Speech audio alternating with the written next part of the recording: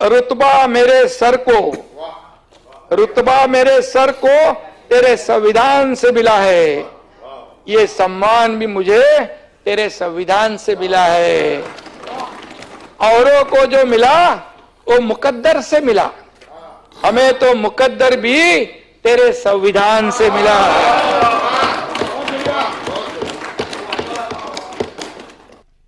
बाबासाहेब आंबेडकरांचं खच्चीकरण कसं होईल हे नेहमी पाहिलं।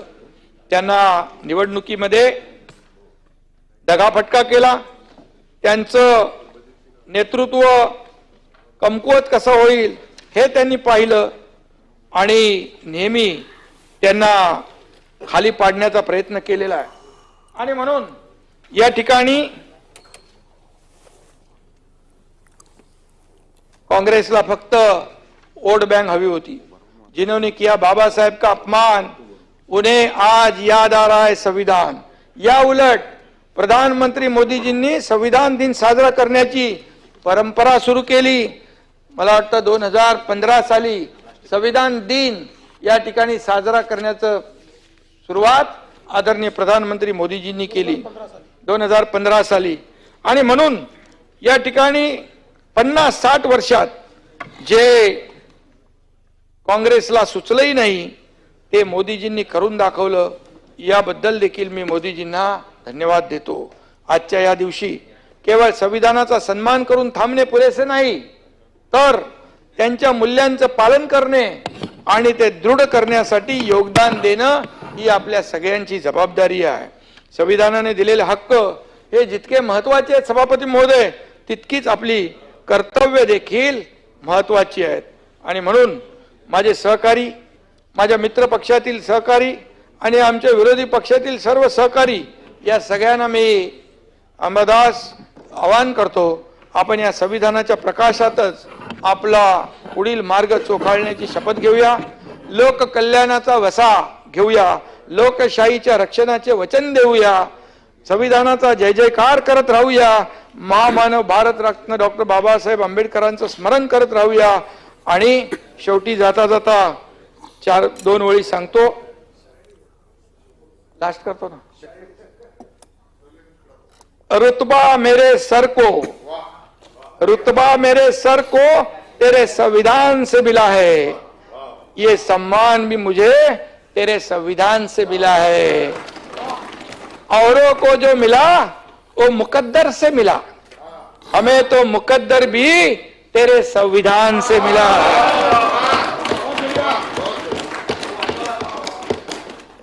अंबादास काय?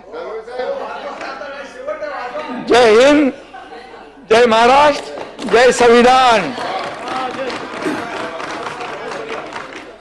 सूचना काहीच नाही, फक्त काय आरोपाने उत्तर मी देत नाही, मी याला सकारात्मक दृष्टीने घेतो।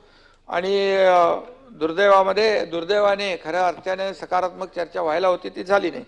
राज्यपालांच्या अभिभाषणाला देखील या चर्चेला उत्तर मी दिलं होतं, पण तेच पुन्हा यामध्ये रिपीट देखील विषय झालेले आहेत। महायुतीला सभापती महोदय जवळपास आता 100 दिवस होतील, म्हणजे दुसऱ्या इनिंगचं आमचं काम सुरू झालेलं आहे। पहिल्या इनिंगमध्ये 2.5 वर्षाचं महायुतीचं सरकार काम केलं आणि महायुतीला जे दैदिप्यमान यश मिळालं ते खऱ्या अर्थाने 2.5 वर्ष या राज्यामध्ये महायुतीने केलेलं काम, त्याची पोचपावती या राज्यातल्या जनतेने दिलेली आहे। हे काय एका रात्रीमध्ये मिळालेले यश नाहीये सभापती महोदय। No reason on the spot decision घेणारं आमचं सरकार आहे, no reason on the spot decision. आणि ज्यांनी रिझन दिलं या महाराष्ट्रातल्या जनतेने प्रत्येक कामात रिझन देणाऱ्यांचा सीझन या महाराष्ट्रातल्या जनतेने संपवला। 2.5 वर्षात आम्ही कामाचा डोंगर उभा केला, पायाला भिंगरी लावून सगळे काम करत होते, तुम्ही सगळे बघत होता, विरोधी पक्षातले लोकही पाहत होते, शशिकांतजी तुम्ही साक्षीदार आहात। आणि तुफान बॅटिंग केली आम्ही विकासाची, चौकार षटकार, आणि 2.5 वर्ष खरं म्हणजे आणि आमच्या स्कोरचा पाठलाग करता करता विरोधक क्लीन बोल्ड झाले. विरोधी पक्ष नेता एवढं देखील संख्याबळ त्यांना राखता आलं नाही. शेवटी महाराष्ट्रातल्या जनतेची इच्छा असते कोणाला बसवायचं कोणाला उतरवायचं. आणि आता आमची या टीमची नवीन इनिंग सुरू झालेली आहे. 5 वर्षाची टेस्ट मॅच असली तरी सुद्धा अध्यक्ष सभापती महोदय आमची बॅटिंग 2020 सारखीच आहे. कमी चेंडूत जास्ती रन काढणे, कल करे सो आज कर, आज करे सो अब कर, या धोरणानुसार सरकार कामाला लागलेलं आहे. या आठवड्यात पीक विमा योजना ई पीक पाहणीची बैठक झाली. शेतकऱ्यांसाठी सिंगल विंडो इंटरफेस असलेले एक ॲप आणि वेबसाईट डेव्हलप करण्याच्या सूचना त्या बैठकीत दिल्या. मुख्यमंत्री यांच्या अध्यक्षतेखाली ती बैठक झाली. वेबसाईट डेव्हलप करण्याच्या सूचनाही दिल्या. आज सभापती महोदय, मायक्रोसॉफ्टचे बिल गेट्स महाराष्ट्रातल्या शेतीमध्ये गुंतवणूक करण्यासाठी इच्छुक आहे आणि AI तंत्रज्ञानाने आपल्या शेतीचं उत्पन्न दुप्पट तिप्पट चौपट करण्यासाठी देखील आपण प्रयत्न करतोय आणि त्यासाठी बिल गेट्स आपल्याला मदत देखील करतायत. डिजिटल गव्हर्नन्स आणि राईट टू सर्व्हिस मध्ये महाराष्ट्राला सभागृहाने या विषयावरील चर्चा केली आहे.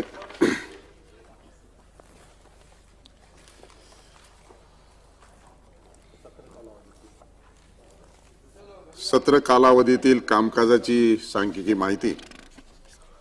अर्थसंकल्पीय अधिवेशनाचा आजचा शेवटचा दिवस आहे. आजच्या दिवसाचे कामकाज संपलेले आहे.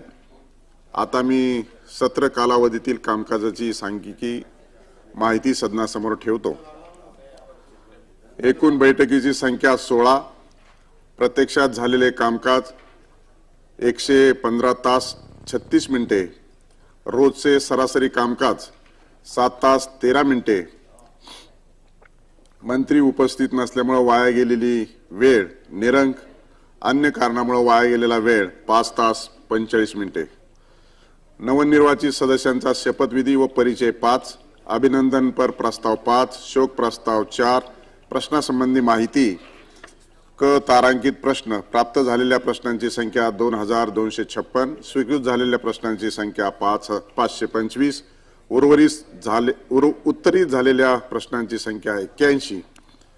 अतारांकित प्रश्न. प्राप्त झालेल्या प्रश्नांची संख्या निरंक. तारांकित प्रश्नातून अतारांकित झालेल्या प्रश्नांची संख्या 543. प्राप्त झालेल्या उत्तरांची प्रश्नांची संख्या 40. अल्पसूचना प्रश्न निरंक. स्वीकृत झालेली संख्या निरंक. उत्तरित झालेली संख्या निरंक. सार्वजनिक महत्त्वाच्या बाबीसंबंधी अर्धा तास चर्चेच्या सूचना. प्रश्नाच्या उत्तरातून उद्भवलेल्या प्राप्त झालेली संख्या 32. स्वीकृत झालेली संख्या 23. चर्चा झालेली संख्या 3. इतर बाबतीत आणि सर्वसाधारण प्राप्त झालेली संख्या 88. स्वीकृत झालेली संख्या 47. चर्चा झालेली संख्या 7. महाराष्ट्र विधान परिषद नियम 93 अन्वये सूचना. एकूण सूचना 79. स्वीकृत सूचनांची संख्या 22. सभागृहात निवेदन झालेल्या सूचनांची संख्या 13. सभागृहाच्या पटलावर ठेवण्यात आलेली एकूण निवेदनं 9. महाराष्ट्र विधान परिषद नियम 260 अन्वये प्रस्ताव. एकूण प्राप्त झालेल्या प्रस्तावांची संख्या 5. चर्चा झालेल्या प्रस्तावांची संख्या 5. महाराष्ट्र विधान परिषद नियम 289 अन्वये प्रस्ताव. प्राप्त झालेल्या प्रस्तावांची संख्या 36. मान्य झालेल्या प्रस्तावांची संख्या निरंक. चर्चा झालेल्या प्रस्तावांची संख्या निरंक. शासकीय ठराव सूचनांची संख्या 2. लक्षवेधी सूचना. एकूण प्राप्त झालेल्या सूचनांची संख्या 734. मान्य झालेल्या सूचनांची संख्या 169. चर्चा झालेल्या सूचनांची संख्या 78. विशेष उल्लेखाच्या सूचना. एकूण प्राप्त सूचनांची संख्या 371. मांडण्यात आलेल्या व पटलावर ठेवलेल्या सूचनांची संख्या 246. औचित्याचे मुद्दे. एकूण प्राप्त झालेले औचित्याचे मुद्दे